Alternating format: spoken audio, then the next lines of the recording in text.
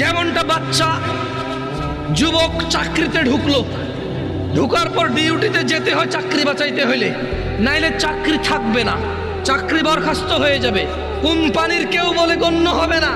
একদিন, 2 দিন, 3 দিন, এক বেলা, 2 বেলা, 3 বেলা, 1 মাস, 2 মাস, 3 মাসের সুযোগ নাই। 2, 4, 10 দিন যদি ডিউটি ঠিক মতো না যায়, কোম্পানি তাকে বরখাস্ত করবে। এই কোম্পানির কেউ বলে গণ্য হবে না।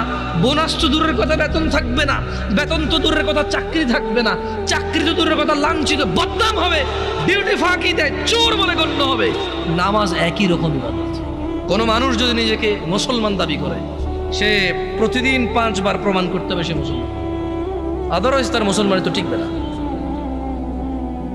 এ পৃথিবীতে আর দ্বিতীয় কোনো ইবাদতের হুকুম নাই যেটা মানে মুসলমানিত্ব বহন করে। দাড়ি কাটলে গুনাহ, কেউ যদি বলে যে দাড়ি